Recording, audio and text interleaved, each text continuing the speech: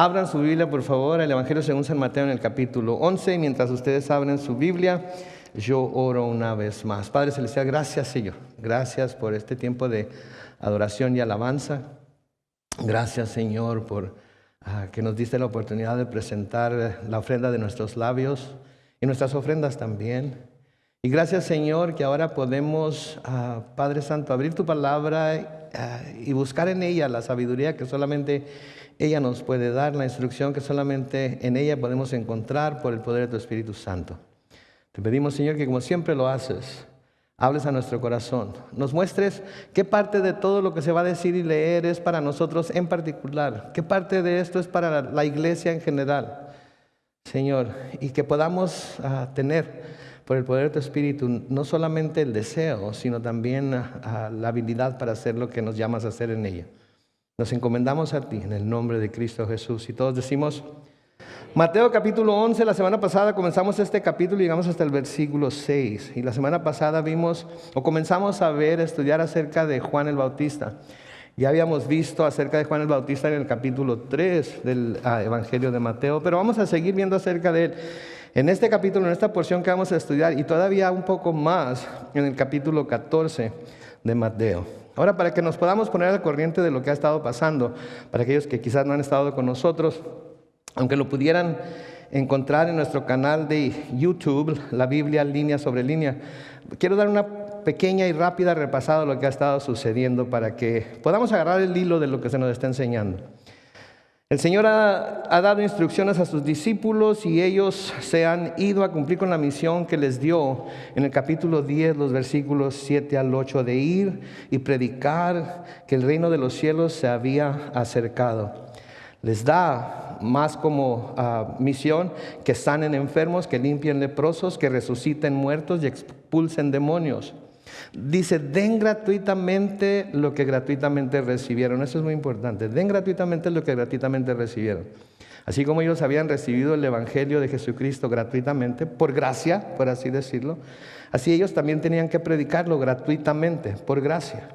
No debían cobrar por predicar el Evangelio, no debían cobrar por los milagros que iban a hacer, no debían cobrar por las obras que por medio del Espíritu Santo iban a hacer a la gente que las necesitaba.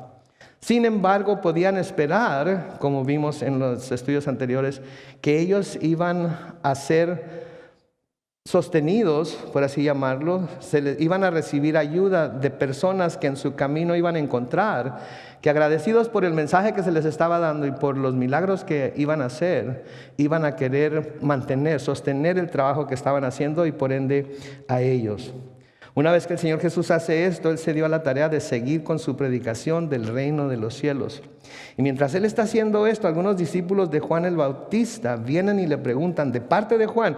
Esto no es algo que los discípulos de Juan necesariamente querían saber, aunque sin duda también ellos tenían esa curiosidad. Pero Juan los envió a que le preguntaran, ¿eres tú aquel que había de venir o esperamos a otro? Pareciera ser que en el corazón de Juan, en la mente de Juan, había alguna duda de si Jesús era en realidad el Mesías, de si Jesús era en realidad aquel profeta del cual había hablado Moisés en la ley, el profeta del cual se había profetizado, por así decirlo, a través de diferentes libros del Antiguo Testamento, dando así una esperanza a los judíos primeramente, pero también a la humanidad, de que un día vendría alguien que podría salvar no solamente a los judíos, sino a todo el mundo de sus pecados. Entonces el Señor, queriendo calmar el corazón de Juan, porque si se acuerdan, en este tiempo Juan estaba en la cárcel. Cuando lleguemos al capítulo 14 vamos a ver que va a ser ejecutado por Herodes. Pero estaba en la cárcel, había estado algún tiempo en la cárcel y no había visto nada, ninguna muestra, no había visto ningún movimiento de parte de Jesús que pudiera darle la seguridad de que Él era quien él, Juan, suponía que era Jesús. Y les manda a sus discípulos que vayan y le hagan esta pregunta. El Señor les contesta en Mateo 11, los versículos 4 al 6. Noten ahí en su Biblia. Jesús les respondió, vuelvan y cuéntenle a Juan las cosas que han visto y oído. Los ciegos ven, los cojos andan, los leprosos son limpiados, los sordos oyen, Los muertos son resucitados y a los pobres se les anuncian las buenas noticias. Y luego dice, bienaventurado el que no tropieza por mi causa. Y vimos lo que eso quiere decir, ¿verdad? Vimos que hay gente que tropieza.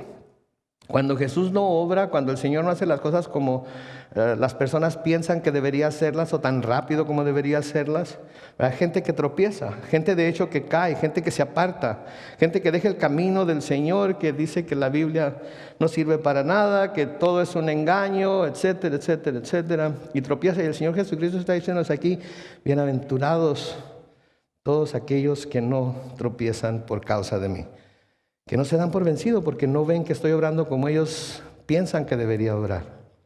Que no se den por vencidos, que sigan adelante a pesar de las circunstancias, a pesar de las dificultades, a pesar de que pudieran estar en la cárcel como Juan, que siguen firmes a pesar de todo ello. Hoy en el versículo 7, que es en donde comenzamos nuestro estudio, dice lo siguiente: mientras ellos, los discípulos de Juan, se iban, en otras palabras, Jesús terminó de darles su respuesta a la pregunta que ellos tenían. Sus discípulos del Señor ya se habían ido hacía ya algún tiempo a hacer lo que Él les había enviado a hacer. Y Él ya se había dedicado de nuevo a volver a hacer lo que Él estaba haciendo antes. Si una vez que ellos se van, Jesús comenzó a decir a la gente acerca de Juan. Esto nos deja saber que además de sus 12 discípulos, además de estos discípulos de Juan, había otra gente todavía ahí con él, a quien estaba listo para enseñar y a quien quería enseñar. Jesús comenzó a decir a la gente acerca de Juan y les hace una pregunta primero en el versículo 7. ¿Qué fueron ustedes a ver al desierto? ¿Una caña sacudida por el viento?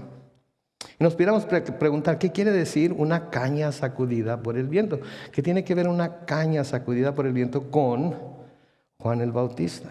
Bueno, pues en la Biblia la caña puede usarse como símbolo de algo débil, de algo que puede ser arrancado, de algo que puede ser movido por el agua, por el viento, algo que puede ser hecho a un lado sin ningún problema.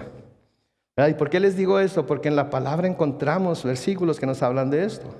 A veces se les llama cañas, a veces se les llama juncos, pero son plantas muy delgadas que pueden ser movidas de un lado para otro, ya sea por el viento o por el agua.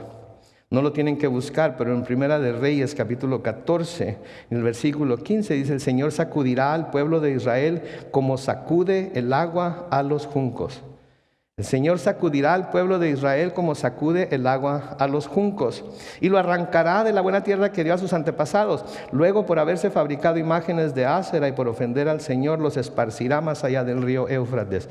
Esa es otra historia. Pero imagínense este junco, esta caña, por así decirlo, siendo movido por el agua, sacudido por el agua y de repente arrancado.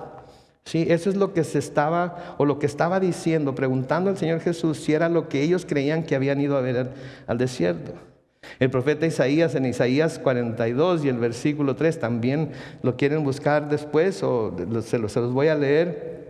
Hablando del Señor Jesucristo, nos dice: no hará pedazos la caña quebrada, ni apagará la mecha humeante, traerá la justicia por medio de la verdad. No hará pedazos la caña quebrada. Si da la idea de un carrizo quizás, que está caído en la orilla de algún canal o de algún río, y o de un carrizo, o de una rama que está rota en un árbol, y que la persona que va pasando por ahí no le mira ningún valor, no le mira ninguna necesidad de que esté ahí ocupando ese lugar, como suele suceder, y toma la rama del árbol y la arranca. Porque al cabo, como está rota, ya no va a dar más fruto, así es que no le esté quitando la nutrición que el resto del árbol necesita. O pasa por la orilla del canal o por la orilla del río y ve la caña caída y en lugar de tratar de repararla, la arranca. Entonces el Señor Jesucristo les dice aquí a los que están ahí: ¿quién fueron a ver? ¿Fueron ustedes al desierto a ver una caña sacudida por el viento? Le está diciendo: ¿qué esperaban ver cuando fueron al desierto a ver a Juan y lo que él estaba haciendo? ¿Sí? Alguien que andaba para todos lados, alguien que no tenía un mensaje fijo, alguien que no sabía lo que estaba haciendo, alguien que era demasiado extraño como para que lo entendieran. Déjenme decirles algo acerca de Juan. Juan definitivamente no era como una caña o junco que podía ser movido fácilmente. Juan no era ese tipo de persona, no era lo que nosotros llamaríamos en inglés una persona wishy-washy. ¿Cuántos saben qué quiere decir wishy-washy? Una persona que un momento está para un lado y el otro momento está para el otro. Es como alguien que le echamos a la lavadora y la lavadora que hace y está dándole vueltas ahí, la tela está dándole vueltas ahí. No era wishy-washy, ¿sí? No era flip-flopper, como muchos gobernantes ahora, flip-floppers, que un día están pensando algo, tienen un plan, pero que después no se les hace tan bueno, no están de acuerdo la gente con ellos, y porque no está de acuerdo la gente con ellos, cambia de posición para que la gente lo siga. Juan el Bautista no era así. Juan el Bautista no transigía ni en su mensaje, ni en el método de llevar ese mensaje al pueblo. Juan el Bautista, escuchen eso, no transigía ni en su mensaje, ni en el método de llevar ese mensaje al pueblo. De nuevo, recordamos lo que les dijo a los fariseos y saduceos cuando fueron a verlo bautizar a la gente, ¿se acuerdan? Si no se acuerdan, lo pueden ver ahí en su Biblia, en Mateo capítulo 3, los versículos 7 al 10. Dice, cuando él vio que muchos de los fariseos y de los saduceos venían a su bautismo, les decía: generación de víboras, ¿quién les enseñó a oír de la ira venidera? Produzcan frutos dignos de arrepentimiento y no crean que pueden decir: tenemos a Abraham por padre, porque yo les digo que aún de estas piedras Dios puede levantar hijos a Abraham. El hacha ya está lista para derribar de raíz los árboles, por tanto, todo árbol que no dé buen fruto será cortado y echado en el fuego. Y como vimos la semana pasada, esa es una de las razones por las que tenía duda de Jesús. Porque esto es lo que él esperaba que Jesús viniera haciendo, y Jesús vino con buena voluntad para los hombres. Jesús vino a traer el día aceptable de Dios a los hombres. Jesús vino a traer sanidad, Jesús vino a traer entereza, Jesús vino a traer vida, Jesús vino a traer luz y no tinieblas. Y eso era lo que Juan esperaba. Ahora, cuando digo que Juan no transigía ni en su mensaje ni en el método de llevar ese mensaje, es porque a él le tocó predicar en el tiempo que le tocó predicar, y el Señor quería que Juan predicara el mensaje que él le dio en la forma en la que él se lo dio. ¿Sí? El mensaje que él le dio en la forma que él se lo dio. A través de los años hemos podido ver que el mensaje sigue siendo el mismo, pero el método de llevar el mensaje cambia. Pablo no predicaba como Juan. Jesús definitivamente no predicaba como Juan. Pedro, que era el que se esperara que más o menos predicara como Juan, no predicaba como Juan. ¿Por qué? Porque Juan era una persona especial que le tocó un tiempo especial en el cual predicar, y el mensaje que se le dio y el método para llevar ese mensaje era el que Dios le había dado para que lo llevara. Estaba cumpliendo con su cometido. Hoy en nuestros días, yo creo que predicar como Juan el Bautista predicaba no nos va a dar muchos resultados, especialmente en una era post-cristiana le pudiéramos llamar. ¿Sí? Entonces tenemos que, el mensaje sigue siendo igual, pero la metodología tiene que cambiar, porque vivimos en una era mucho más sofisticada. La información está al alcance de todo mundo. Lo que yo les estoy diciendo y datos que yo les dé, inmediatamente pueden ir a Google y comprobar si lo que les estoy diciendo es cierto o no es cierto. No lo vayan a hacer, ¿ok? Pero lo pueden hacer si quisieran. Ok, entonces la metodología tiene que cambiar. Tenemos que tener más cuidado con simplemente decir es que la Biblia dice. Sí, porque aunque la Biblia lo dice, tenemos que explicar por qué nosotros lo creemos, etcétera, etcétera. Entonces él no transigía ni en su mensaje ni en la forma en la que presentaba ese mensaje, como pudimos ver ahorita que leímos ahí Mateo capítulo 7, los versículos 7 al 10. Tenemos otro ejemplo de la forma en la que Juan presentaba su mensaje, y lo vamos a ver más profundizado cuando lleguemos ahí, pero en Mateo capítulo 14, en los versículos 3 al 5, vemos ahí, es que Herodes había aprendido a Juan y lo había encadenado y metido en la cárcel. Ahora, ¿por qué lo había hecho? ¿Por qué lo había hecho? Lo había hecho por causa de Herodías, la mujer de Felipe, su hermano. Felipe era el hermano de Herodes. Y Herodes se enamoró de Herodías. Y Herodías se divorció de Felipe y se casó con Herodes. Y cuando Juan el Bautista andaba en las calles y miraba a Herodías y no a Felipe no, era a Herodes, caminando por las calles, los confrontaba y les decía: no te es lícito tenerla. Imagínense ustedes, este es el rey que tiene todo el poder de Roma apoyándolo, que hace algo que va contra lo que la palabra de Dios dice, y este profeta se le para enfrente y claramente le dice: no es lícito que la tengas como esposa. ¿Por qué? Porque es la esposa de tu hermano. ¿Sí? Y luego vamos a ver que Herodes, dice el versículo 5 de Mateo 14, Herodes quería matarlo, pero tenía miedo porque la gente veía a Juan como profeta. Vamos a ver que finalmente lo convencieron de que lo matara. Entonces, una caña sacudida por el viento. ¿Ustedes qué dicen? ¿Sí o no? Definitivamente no, ¿verdad? No era un árbol frondoso, bien plantado junto a corrientes de agua, que su principal preocupación era llevar a cabo la voluntad de Dios, le costara lo que le costara. ¿Sí? Versículo 8 dice que fueron a ver a un hombre vestido con ropa elegante. Fueron a ver a un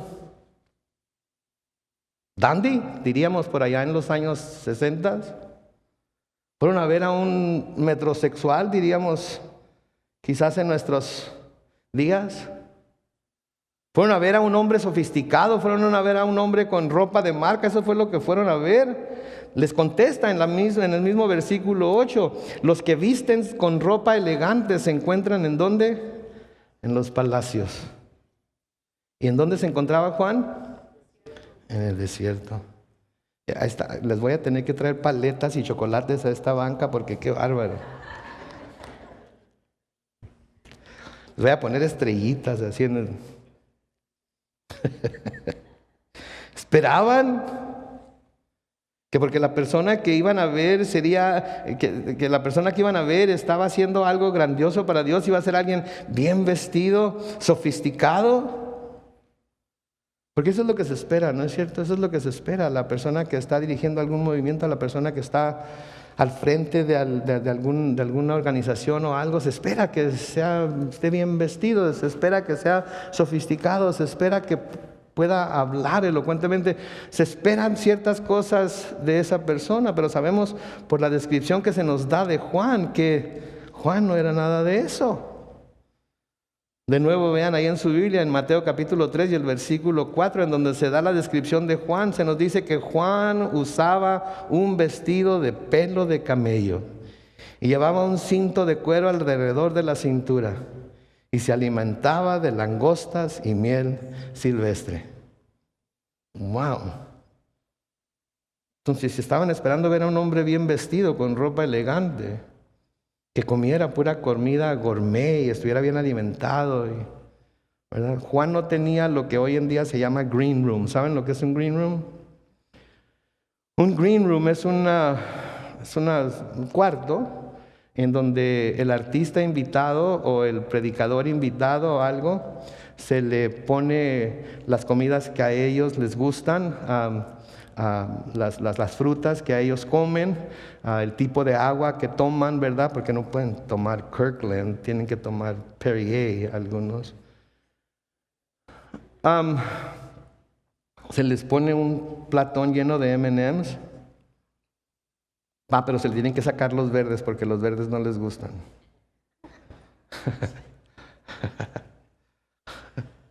Nos reímos, pero sucede, mis hermanos, sucede.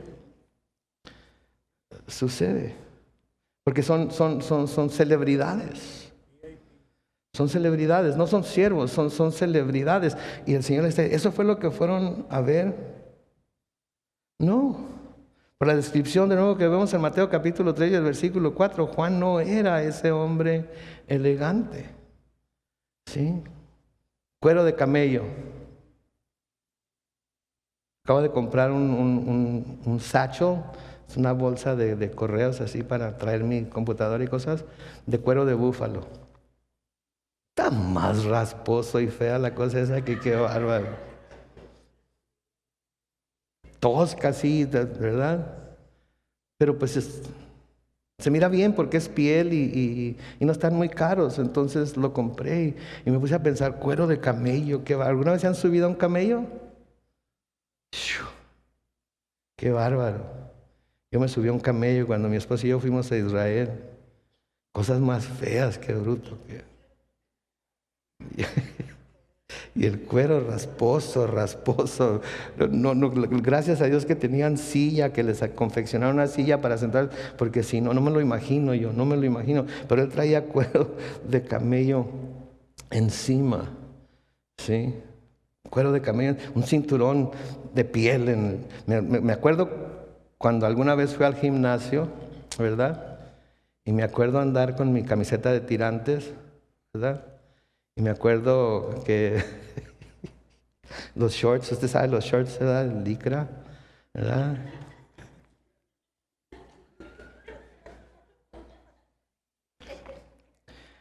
Y luego, como me gustaba levantar pesas, el cinturón, no tiene que traer uno el cinturón, ¿verdad? Y el cinturón, pues, sume la panza, ¿verdad? Ensancha la espalda, y anda uno así. Ayúdame con esa de 25 libras, por favor. 25 libras. No, ¿saben qué? Yo podía levantar en aquel tiempo 240 libras. ¡Oh! Pero así me lo imagino a Juan el Bautizador, con vestido de cuero de camello y luego el cinturón y como troglodita, ¿verdad? Como hombre cavernícola. Y luego se alimentaba ¿de qué? De langostas y miel silvestre. Ahora, y como les he dicho, no son langostas de Puerto Nuevo, son chapulines. Que son chapulines y miel silvestre. Ahora imagínense que están platicando con Juan y de repente ven una pata de chapulín ahí entre los dientes atorada. ¿Sí? Una cabeza de chapulín pegada aquí a la barbilla. A ver, Juan, déjame quitarte eso de ahí, por favor. No era un hombre de estos que el Señor está describiendo aquí, un hombre vestido con ropa elegante, no era un hombre sofisticado, no era un hombre que comiera comida gourmet. Al contrario, parece que él había dejado todo ese tipo de cosas a un lado para cumplir con el llamado que Dios había puesto sobre su vida. Porque le nació a un sacerdote, ¿sí? Quiere decir que su familia tenía la habilidad, tenía medios, ¿sí? Pero parece ser que en cuanto tuvo uso de razón, en cuanto supo cuál era su llamado, dejó todo a un lado, dejó a su padre, dejó a su madre, dejó su casa, dejó el estilo de vestir de aquel tiempo, ¿sí? Y se fue al desierto. Pídale a un joven de nuestros días que deje todas esas cosas por ir y seguir a Cristo. Nada más con quitarle la ropa, con eso tendríamos. Y muchos de nosotros también. Pero al contrario, parece que había dejado todo ese tipo de cosas a un lado para cumplir con el llamado que Dios había puesto sobre su vida. Había dejado las comodidades de una casa en donde habitar, en donde dormir calientito en el invierno y tener un techo sobre su cabeza cuando estaba lloviendo, sí, para habitar en el desierto, quizás en alguna cueva, quizás abajo de un árbol. Y su comida no era la que alguien que se preocupara por la de alguien que se preocupara por lo que iba a comer o cuándo iba a comer, porque dependía de que Dios supliera para él a través de la naturaleza sus langostas y su miel silvestre.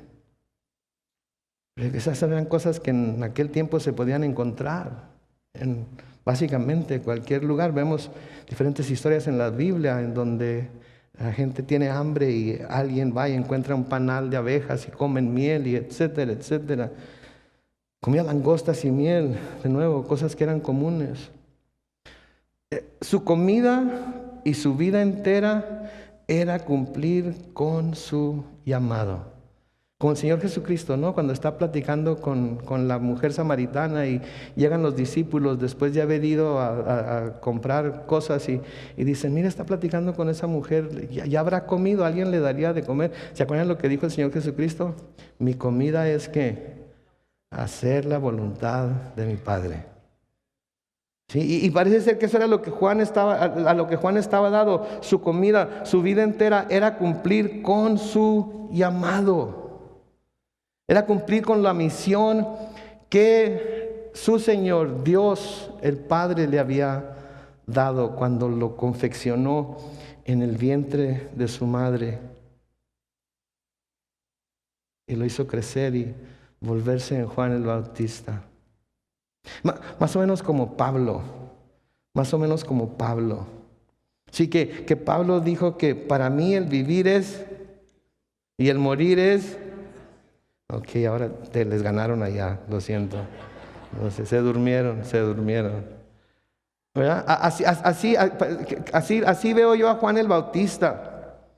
No le importaba nada, no le importaba lo que se pensara de él, no le importaba lo que se dijeran de él, no le importaba que dijeran que estaba endemoniado, como vamos a ver más adelante, no le importaba lo que pensaran de él, no le importaba lo que el rey pensara de él. Él tenía un mensaje que dar, él tenía una manera de dar ese mensaje y para él esa era su principal preocupación, cumplir con lo que Dios le había encomendado.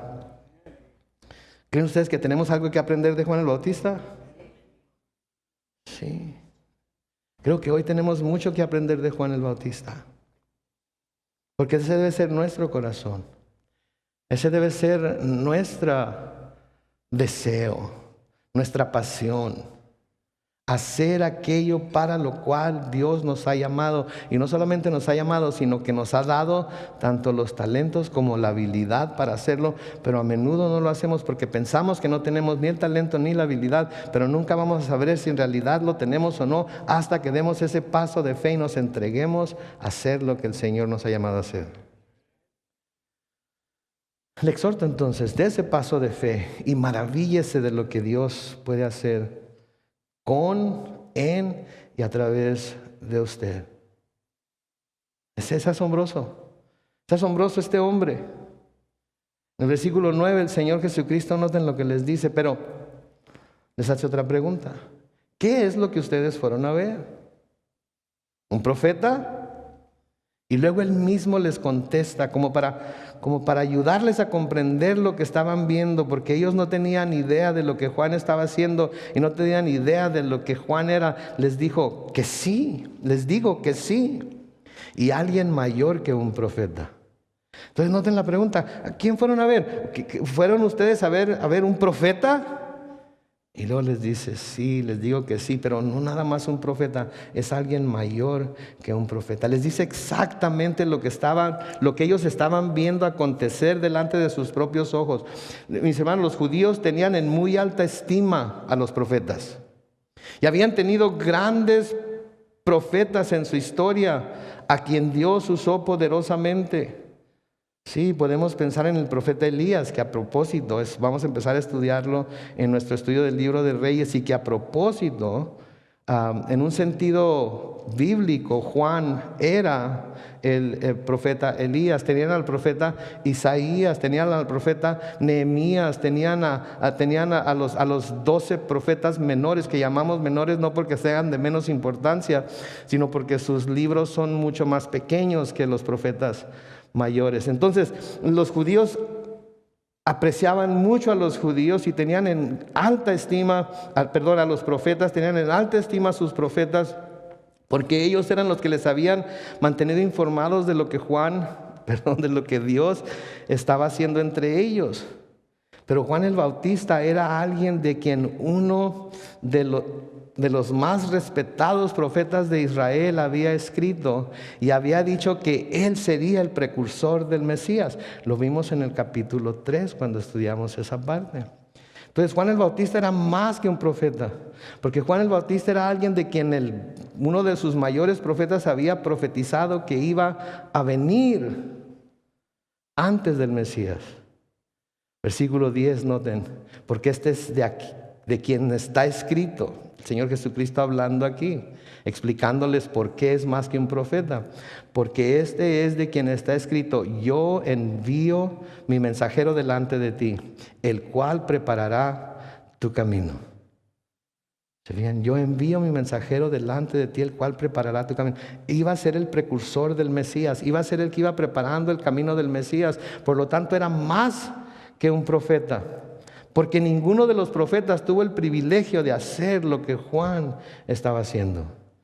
En Isaías capítulo 40, comenzando con el versículo 1, Isaías 41, dice ahí: el Dios de ustedes dice: consuelen a mi pueblo, consuélenlo, hablen al corazón de Jerusalén, díganle a voz en cuello que ya se ha cumplido su tiempo, que su pecado ya ha sido perdonado, que ya ha recibido de manos del Señor el doble por todos sus pecados. Versículo 3, una voz clama en el desierto: preparen el camino del Señor, enderecen en el páramo una calzada a nuestro Dios. ¿A quién? A nuestro Dios. Que todo valle sea enaltecido, que se hunda todo monte y collado, que se enderece lo torcido y que lo áspero se allane.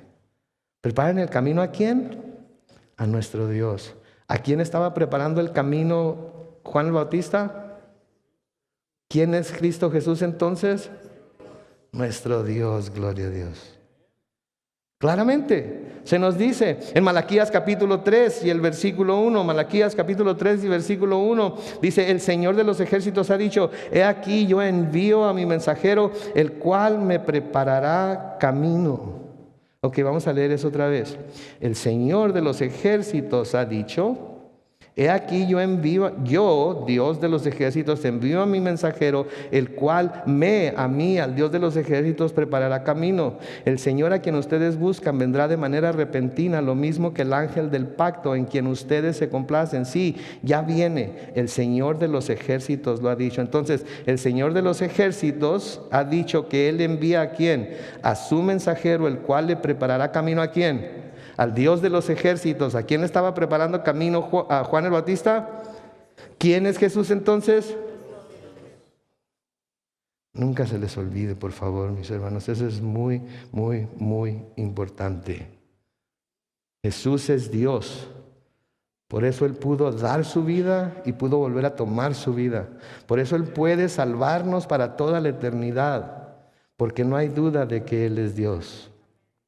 Versículo 11 de Mateo 11 sigue diciendo: de cierto les digo que entre los que nacen de mujer, pongan mucha atención a esto que va a decir el Señor Jesucristo aquí, ¿ok? De cierto les digo que entre los que nacen de mujer no ha surgido nadie mayor que Juan el Bautista. Aún así, el más pequeño en el reino de los cielos es mayor que él. ¿Se fijaron lo que dijo ahí el Señor Jesucristo? De entre los que nacieron de mujer no ha surgido nadie mayor que Juan el Bautista. No hay nadie de más importancia. No hay nadie que lo supere. ¿Se están dando cuenta de lo que está diciendo aquí? Ahora, este versículo lo tenemos que dividir en dos partes para poder entenderlo claramente. Porque primero nos dice que entre los que nacen de mujer. Pregunta: ¿quiénes han nacido de mujer aquí? Levanten la mano. Ok, otra manera de preguntarlo. ¿Ha habido alguien que no nazca de mujer?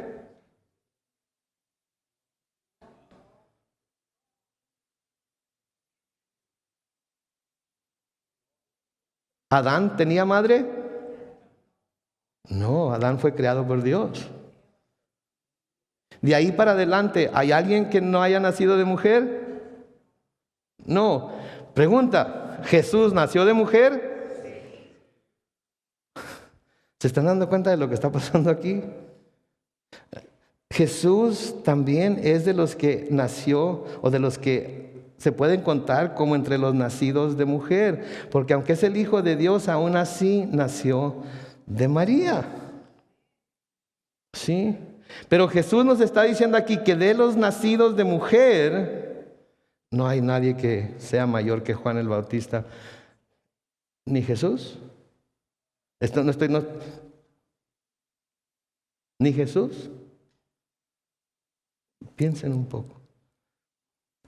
Unos 10 segundos. Jesús mismo dice que de entre los que son nacidos de mujer no hay nadie mayor que Juan el Bautista. Y mi pregunta es, ¿ni Jesús? Ok. Si de entre los que nacen de mujer no ha surgido nadie mayor que Juan el Bautista, entonces esto incluiría a Jesús. Amén. Si lo vemos así nada más, ¿verdad? Lo que quiere decir que Juan sería mayor que Jesús. Pero cuando leemos la segunda parte vemos que no es así. ¿Por qué? Porque ahí leemos, noten la segunda parte del versículo 11. Aún así, el más pequeño en el reino de los cielos es mayor que él. Y esto lo podemos ver de dos maneras. Primero, tenemos que acordarnos que Dios no hace acepción de persona. Dios no tiene favoritos. Y este pasaje de Juan el Bautista nos debe dejar muy claro que Dios no tiene favoritos. ¿Sí? Aún el más pequeño de los siervos de Dios en el reino de los cielos es mayor que Juan el Bautista. ¿Por qué? Porque decidió ser el más pequeño de los siervos de Dios aquí en la tierra. ¿Sí? Dios no hace acepción de personas. De hecho, Pablo nos dice en Gálatas 3 y el versículo 28 que en Cristo ya no hay ni judío ni griego, no hay esclavo ni libre, no hay varón ni mujer, Gálatas 3:28, sino que todos somos uno en Cristo. No hay diferencia. Nadie tiene un estatus mayor que otro entre todos los que estamos aquí, de hecho entre todos los que vamos a estar en el reino de los cielos. Así es que en el reino de los cielos todos vamos a ser iguales. ¿Saben quién va a ser el mayor? El que haya decidido ser el siervo de todos. En Colosenses capítulo 3 y el versículo 11, Colosenses 3:11, dice lo siguiente, donde ya no importa el ser griego o judío, estar circuncidado o no estarlo, ser extranjero o inculto, siervo o libre, sino que Cristo es todo y está en todos. ¿Se acuerdan lo que dijo el Señor Jesucristo cuando los discípulos estaban peleando por quién iba a ser el principal entre ellos? ¿Se acuerdan los que les dijo, ¿saben qué? En inglés les dijo, chill out, man. Serenos, morenos. Mexicali. Rifa. Él les dijo, ustedes saben que los principales de las naciones se enseñorean de aquellos que están debajo de ellos, ¿verdad? Pero ¿qué les dice? Entre ustedes no va a ser así. Entre ustedes el que quiera ser el primero de todos va a tener que ser ¿qué? El esclavo de todos. El que quiera ser el primero de todos va a tener que ser el esclavo de todos. Entonces entendemos lo que el Señor Jesucristo está diciendo por primera parte, ¿verdad? No es que haya mayores o menores. Es que el que esté más dispuesto a servir a los demás, Dios lo ve como más importante que aún Juan el Bautista. Está tremendo, ¿no creen? Entonces, si queremos ser los meros, ¿qué tenemos que ser? Siervos. Le voy a preguntar de nuevo y todos vamos a contestar siervos para que se oiga en el internet que sabemos de lo que estamos hablando. El que quiera ser el mero entre nosotros, ¿qué tiene que ser? Siervos. Así es. Esa es la fórmula que Dios nos ha dado.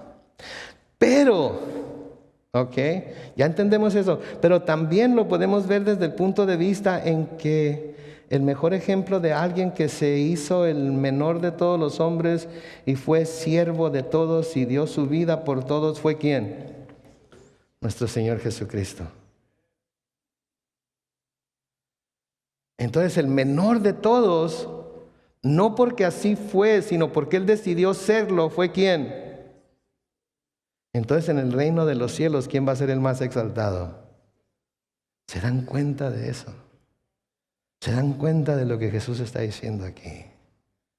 ¿Se dan cuenta cómo da?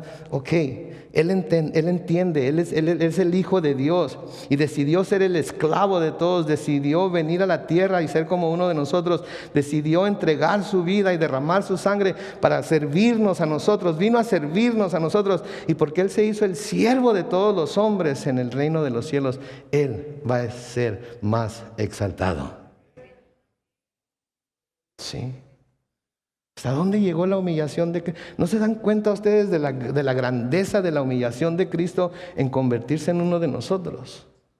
¿Se han puesto a pensar en la grandeza de la humillación de Cristo en convertirse en uno de nosotros? Cuando era el Dios del universo, cuando era el creador de todo lo que vemos y de lo que no vemos, cuando era ¿se dan cuenta de la humillación? Noten, el Salmo 22 es un salmo mesiánico, se le llama, porque es como si Jesucristo estuviera hablando. En el Salmo 22, comenzando con el versículo 6, Jesucristo hablando aquí dice: pero yo soy más que gusano que hombre, un ser despreciable del que todos se burlan. Los que me ven se burlan de mí, me hacen muecas, sacuden la cabeza y dicen: este puso su confianza en el Señor, pues que el Señor lo salve. Que venga el Señor a librarlo, ya que en Él se complacía. ¿Se acuerdan en dónde sucedió eso? En la cruz. Pero se fijaron las primeras palabras del versículo 6, lo que el Señor está diciendo: pero yo soy más gusano que hombre. El Señor llamándose a sí mismo gusano. ¿Qué pensaríamos nosotros si alguien nos dice: eres un gusano, Rudy? Es un gusano cualquiera.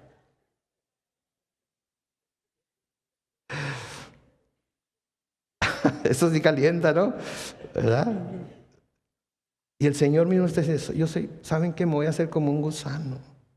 Me voy a hacer menos que un hombre. Me voy a convertir en un gusano que voy a ser despreciable para todos. Todos se van a burlar de mí. Todos los que me ven se van a burlar de mí. Me van a hacer muecas, van a sacudir la cabeza, van a echarme en cara que puse mi confianza en el Señor, y van a decirme: pues si pusiste tu confianza en el Señor, que Él venga y te salve. Wow. Estamos por comenzar a celebrar la Navidad. La temporada navideña. ¿Cuántos salieron al Black Friday? No me digan. Vamos a ir a comprar regalos, vamos a ir a comprar arbolitos, vamos a ir a comprar luces, aunque ya tenemos muchas, pero porque se la apagó una, no sirve la extensión, y para andar buscando la que se apagó, mejor ya están bien baratas, al cabo hay que ir a comprar una nueva. Vamos a andar buscando regalos para todo el mundo, etcétera, etcétera, etcétera. Vamos a planear la cena de Nochebuena y la comida de Navidad. Y wow, ya me cansé nada más de mencionarlo todo. Porque vamos a celebrar que Jesucristo vino. ¿Pero para qué vino? Para morir por nosotros. Para morir por nosotros. Gloria a Dios por ese pequeño bebé. Amén. Gloria a Dios por María y José. Amén. Gloria a Dios por el mesonero que les dejó quedarse en el pesebre. Amén. Gloria a Dios por los reyes magos que vinieron a buscarlo y a presentarle sus regalos. Amén.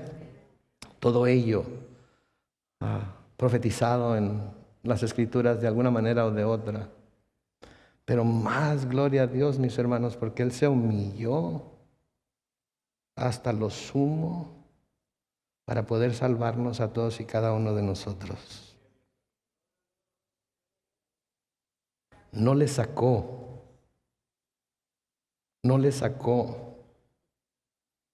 Y gloria a Dios por Juan el Bautista también, que vino a preparar el camino para Él. Amén.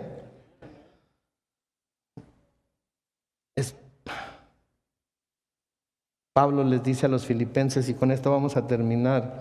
Pablo les dice a los filipenses en Filipenses capítulo 2, comenzando con el versículo 5. Filipenses capítulo 2, versículo 5 dice: que haya en ustedes el mismo sentir que hubo en Cristo Jesús. ¿Escucharon eso? Que haya en ustedes el mismo sentir que hubo en Cristo Jesús, quien siendo en forma de Dios, no estimó el ser igual a Dios como cosa a que aferrarse, sino que se despojó de sí mismo y tomó forma ¿de qué?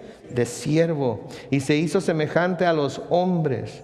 Y estando en la condición de hombre, se humilló a sí mismo y se hizo obediente hasta la muerte y muerte de cruz. Por lo cual Dios también lo exaltó hasta lo sumo y le dio un nombre que es sobre todo nombre, para que en el nombre de Jesús se doble ¿qué? Toda rodilla de los que están en los cielos y en la tierra y debajo de la tierra. Versículo 11, y toda lengua confiese que Jesucristo es el Señor, para la gloria de Dios el Padre. Mis hermanos, sí, Juan el Bautista entre los profetas está ahí arriba, totototota. ¿Ok? Juan el Bautista fue muy importante. ¿Y saben qué me asombra a mí? Que el Señor Jesucristo no condenó a Juan por haberle enviado a sus discípulos a preguntarle lo que le preguntó. ¿Se dan cuenta ustedes de eso? No, ¿cómo es posible, Juan? Tú me bautizaste. ¿Que no viste el cielo abrirse? ¿No viste la paloma descender sobre mí? ¿No oíste la voz? ¿Estás sordo? ¿Qué te pasa, Juan? ¿Sabían que no hace eso el Señor Jesucristo? El Señor Jesucristo, en lugar de hacer eso, elogia a Juan por cómo él llevó a cabo su misión. Elogia a Juan. Porque saben que eso es lo que el Señor quiere de nosotros. Y no solamente lo quiere de nosotros, sino que está dispuesto a ayudarnos a tener esa firmeza que Juan tuvo, esa convicción que Juan tuvo, ¿sí? Esa conexión que Juan tuvo con el Padre, que le ayudó a llevar a cabo todo lo que el Padre le había enviado a hacer. Mis hermanos, Juan el Bautista fue muy, muy importante por el mensaje que trajo y cómo lo trajo. Pero Jesucristo está por encima de todo. Recordemos eso en esta temporada que vamos a comenzar a celebrar su nacimiento, que Él está por encima de todo. Se trata de Él, porque todo fue hecho por Él y para Él. Y nosotros también. Mientras el grupo de alabanza pasa al frente, nosotros inclinamos nuestro rostro y oramos una vez más. Padre Celestial, te damos gracias, Señor, por tu amor, tu misericordia. Te damos gracias, Señor, por tu palabra. Te damos gracias, oh Dios, por, Señor, la claridad con la que la podemos entender cuando somos auxiliados en ello por el Espíritu Santo, Señor. Te damos gracias por Juan el Bautista, oh Dios. Te damos gracias por escogerlo para ese tiempo tan especial, para llevar ese mensaje tan especial. Te damos gracias porque le diste la fortaleza, la habilidad, la convicción de llevar a cabo lo que tú lo habías enviado a la tierra a hacer, a pesar de todo lo que tuvo que sufrir a causa de ello. Te damos gracias porque dejó a un lado todas las comodidades, dejó a un lado la que consideraríamos buena comida de aquel tiempo, dejó a un lado los vestidos de un sacerdote que muy bien pudo haber sido por ser hijo de sacerdote, pero se dio a la tarea de vivir en el desierto, de comer langostas y miel silvestre, de vestirse con un cuero de camello y con un cinturón de cuero y hablar con denuedo, con convicción, lo que tú le diste para hablar. Gracias, Señor, porque luego hiciste el precursor de tu Hijo Jesucristo, el Mesías. Gracias por el ejemplo que nos da. Pero más gracias te damos por tu Hijo, por lo que Él hizo. Porque como nos dice Pablo en Filipenses, Él que estaba en forma de Dios, no miró el ser igual a Dios como algo a que aferrarse, sino que se despojó de sí mismo. Tomó la forma de siervo, tomó la forma de hombre Y así en forma de hombre se sometió a ti hasta la muerte y muerte de cruz, para que nosotros no tuviéramos que ser clavados en una cruz. Gracias por ello, Señor. Pablo comienza ese pasaje que leímos en Filipenses diciendo que haya en nosotros el mismo sentir que hubo en Cristo. Oh Dios, lo deseamos con todo nuestro corazón. Hemos intentado inclusive de una forma o de otra cultivarlo en nosotros, pero se nos hace difícil. Es difícil no pensar en mí antes que en los demás. Es difícil dejar lo mío por servir a otros. Es difícil dejar mi opinión por respetar la de los demás. Es difícil para mí, Señor. Dame la fortaleza, dame el poder de tu Espíritu. El mismo Espíritu que llenó a nuestro Señor Jesucristo, el mismo Espíritu que lo resucitó de los muertos, el mismo Espíritu que tu palabra dice que mora en nosotros. Señor, llénanos diariamente con ese Espíritu para que podamos tener ese mismo sentir que hubo en Cristo Jesús nuestro Señor. Sabemos, Señor, que va a llegar el día en el que toda rodilla se va a doblar y toda lengua va a confesar que Jesús es el Señor, para la honra y gloria de tu nombre. Hasta que eso suceda, Señor, y mientras estemos aquí en la tierra, ayúdanos a llevar el mensaje que a través de 2000 años no ha cambiado, usando todos los métodos que tú has puesto a nuestra disposición para poder llevar ese mensaje. Ayúdanos, Señor, a saber cuándo debemos predicar como Juan, cuándo debemos predicar como Pablo, cuándo debemos predicar como Pedro, pero más importante, cuándo debemos predicar como tu Hijo Jesús. Ayúdanos, Dios, en el nombre glorioso de Cristo Jesús. Y todos decimos...